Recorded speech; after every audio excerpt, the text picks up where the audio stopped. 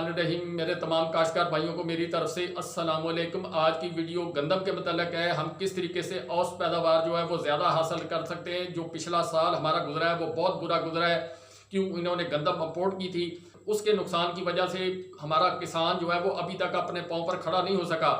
आने वाला वक्त जो है उसके अंदर हमने यही जो सिलसिला ये चल रहा है, इसी सिलसिले के अंदर हमने कोशिश करनी है कि हम ज़्यादा से ज़्यादा पैदावार गंदम की हासिल करके कम अज़ कम अपना जो है घर का खर्चा, घर का निज़ाम या ज़िम्मेदारी का निज़ाम जो है वो उसको चलाएं।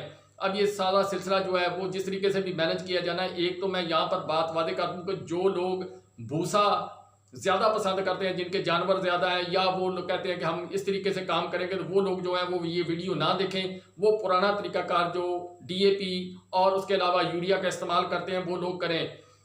हम किस तरीके से गंदम की औसत पैदावार को बढ़ा सकते हैं, इसके ऊपर ये वीडियो है, इसको गौर से देखें। अगर कोई आदमी अपनी फसल के ऊपर मेहनत करके और पूरी तनदेही से काम करेगा तो इंशाल्लाह उसको अच्छा रिजल्ट मिलेगा और उसकी यील्ड एवरेज यानी औसत पैदावार जो है वो भी ज़्यादा आएगी। जो सीड इस्तेमाल करना है वो बिल्कुल जो वैरायटी अपने इलाके के हिसाब से महकमा ज़राअत जो रिकमेंड करे वो आपने इस्तेमाल करनी है। कोई वैरायटी ऐसी इस्तेमाल नहीं करनी जो महंगी हो, और महंगी होने के साथ साथ आपको जो है वो लेने के अंदर मुश्किल पेश आए, यानी ब्लैक के अंदर लें। जिस तरीके से सीड माफिया हर दफ़ा एक नई वैरायटी जो है लॉन्च करता है और लोगों को लूटता है। आपने जो गवर्नमेंट आपको यानी महकमा ज़राअत आपको रिकमेंड करेगा कि ये सीड आपके इलाके के लिए जो है बेहतरीन है, और उसी सीड को आप अपना चुनाव करें और उसके बाद अपनी ज़मीन की तैयारी करें। उस सिलसिले के अंदर मैं आपको बताऊंगा।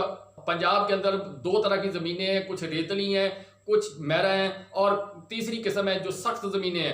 फैसलाबाद डिवीजन, इसके मुल्हिका इलाका, और इसी तरह गुजरांवाला और दीगर इलाके जहाँ पर चावल की काश्त होती है, वहाँ पर जो है वो इलाके जो है, वहाँ अगर कोई शख्स आदमी गंदम लगाना चाहे, ट्यूबवेल का पानी जहाँ जहाँ ज़्यादा लगता है वहाँ पर, और जहाँ पर चावल की काश्त होती है वहाँ पर नमकियात ज़मीन के अंदर बढ़ जाते हैं। फैसलाबाद रीजन के अंदर जो वैसे ही नमकियात ज़्यादा है, यानी ज़मीन की pH जो है ज़्यादा है। बेहतर तरीका ये है कि आप अपना सॉइल टेस्ट करवाएं, फिर उसके बाद फर्टिलाइज़र की अरेंजमेंट करें और ज़मीन की तैयारी उसी हिसाब से करें। लेकिन इतना टाइम आम ज़िम्मेदार के पास नहीं होता, वो अपनी फसल को काश्त करने के लिए जल्दी में होता है, इसलिए आपको मैं तरीकाकार बताने लगा हूँ। अब ज़्यादा वीडियो लंबी नहीं होगी, कोशिश करें मेरी बात को तवज्जो से सुने।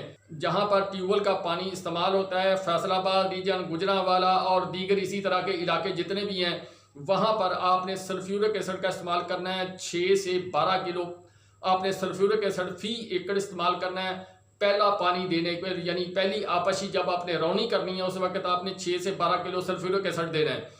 उसका फ़ायदा एक तो जो आपकी pH होगी वो डाउन होगी, और उसके अलावा जो आपकी DAP पहले पड़ी हुई ज़मीन के अंदर, जिस तरह मैंने 12 दफ़ा वीडियोज़ के अंदर बताया है कि आप 100 किलो जो DAP डालते हैं तो आपकी 17 किलो जो है वो यूज़ होती, बाकी आहिस्ता आहिस्ता जो है चलती रहती है। उसमें जो हिस्सा पड़ा होगा DAP का वो आपका ऊपर आएगा, और वो आपकी जो गंदम की फसल होगी उसको काश्त होगी और आपकी DAP के अंदर बचत होगी। जब आपने सल्फ्यूरिक एसिड उसको फ्लड कर दिया, फ्लड करने के बाद अगर किसी आदमी के पास गुंजाइश हो पानी डबल रौनी करने की, तो वो डबल रौनी करे। डबल रौनी करने से उसका ये फ़ायदा होगा कि जो जड़ी बूटियाँ ज़मीन के अंदर सीड पड़ा होगा वो बाहर आ जाएगा, और उसके बाद जब आप ज़मीन को रूटावेट करेंगे तो रूटावेट करने के बाद बहुत हद तक वो जड़ी बूटियाँ तलफ हो जाएंगी। उससे आपका जो विडेसाइड का स्प्रे उसके अंदर आपको बचत आएगी। मैं ये नहीं कह रहा कि आप बिल्कुल विडेसाइड का स्प्रे ना करें, विडेसाइड का स्प्रे करें, प्रॉपर तरीके से करें, उसके ऊपर अलहदा वीडियो करेंगे। इस वक्त जो बातचीत हो रही है वो ये है कि हमने क्या क्या डालना है जिसकी वजह से हमारी जो ज़मीन है वो हमें पैदावार ज़्यादा दे। अब आते हैं कि सीड कितना लेना है। सीड आपने जो महकमा ज़राअत का रिकमेंड शुदा सीड है, जिस तरह आप 50 किलो से 60 किलो डालते हैं, ये जो तरीकाकार मैं बता रहा हूँ इसके अंदर आपने सीड 70 किलो तक लेना है और उसको डिवाइड कर लेना है 2 हिस्सों के अंदर।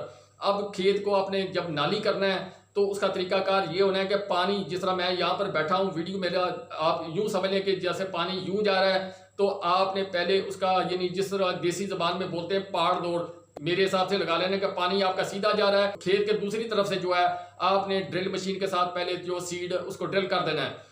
फिर जो सीड बाकी है, यानी 2 हिस्सों के अंदर सीड को आपने तकसीम किया, तो जो बाकी सीड है वो आपने पानी के हिसाब से करना है, ताकि जब आप इरिगेशन करें ज़मीन को, यानी आपाशी करेंगे, पहला पानी, दूसरा पानी, तीसरा, तो वो खेलियाँ जो बनेंगी ड्रिल मशीन के साथ पानी आपका इजीली जो है दूसरे कोने की तरफ जाना शुरू हो जाएगा और पानी की बचत हो जाएगी।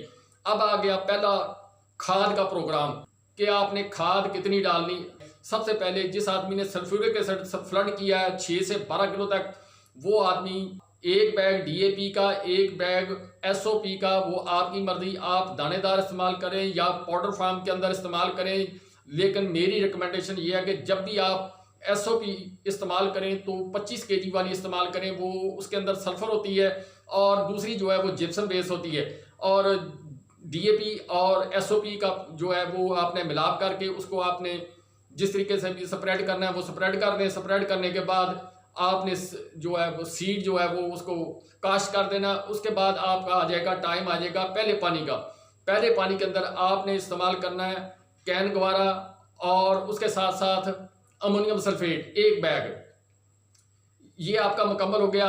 एक पानी पहला आ गया और उसके बाद दूसरा पानी, दूसरे पानी के ऊपर आपने 1 bag ammonium sulphate, 1 bag SOP का आपने इस्तेमाल करना है। 2 पानी आपके मुकम्मल हो गए। तीसरा पानी आने से पहले पहले आपका जो है विडिसाइड का स्प्रे भी आ जाएगा। उस वक्त आपने विडिसाइड का स्प्रे करना है और उसके साथ साथ फोलियर फर्टिलाइजर आपने स्प्रे करनी है। हो सके जिंक या दीगर चीज़ें जो हैं वो स्प्रे करने से पहले पहले जो है वो उसको अगर फ्लड कर सकते हैं तो कर लें, वरना आप फोलियर जो है अच्छी किस्म का फोलियर जो है वो लेकर उसको एक स्प्रे कर दें। फिर तीसरे पानी के ऊपर आपने एसओपी डालनी है और अमोनियम सल्फेट डालनी है। अमोनियम सल्फेट मैं इसलिए बार बार कह रहा हूँ कि उसके अंदर नाइट्रोजन, जितनी आपकी गंदम को ज़रूरत है वो नाइट्रोजन आपकी मुयसर हो जाएगी खेत को।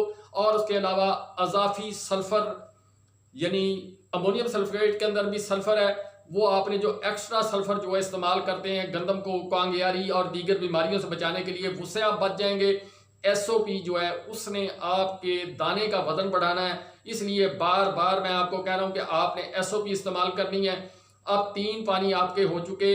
इसके दौरान तीसरे पानी के अंदर आपको मैंने जिस तरह बताया कि अमोनियम सल्फेट और एसओपी, और उसके बाद अगला पानी जो आएगा उसके ऊपर आपने कोशिश करनी, अगर आप कर सकें तो उसको फोलियर 1 स्प्रे और करें, एसओपी 1 बैग फी एकड़ ये आपने डाल देना है। डालने के बाद फिर अल्लाह ताला की तरफ से जो होगा वो आपको मंजूर होगा। ये काम करना है। ये सारे काम करने के बाद आपकी एवरेज जो है वो बढ़ेगी और एवरेज बढ़ने के साथ साथ इंशाल्लाह जो आपका दाना होगा वो खूबसूरत होगा। जो खेत में पौधे होंगे वो एक साइज के होंगे और ज़्यादा नाड़ जो उसका बड़ा जो करना है, वो लोग जो होते हैं वो अक्सर लालच तो ले लेते हैं, यूरिया इस्तेमाल किया, यूरिया से कद बढ़ता है, यूरिया जो है वो बढ़ाता है, जिसकी वजह से जब हवा तेज चलती है तो आपकी फसल गिर जाती है, जिससे आपका काफ़ी जो है वो नुकसान होता है। अमोनियम सल्फेट बारहा दफ़ा मैंने अब इसके ऊपर वीडियोज भी किए हैं। आप लोग जब अमोनियम सल्फेट इस्तेमाल करेंगे नाइट्रोजन भी पूरी हो जाएगी, सल्फर की कमी भी पूरी हो जाएगी, जो ज़मीन के अंदर डीएपी पड़ी है वो भी आपकी लगना शुरू हो जाएगी।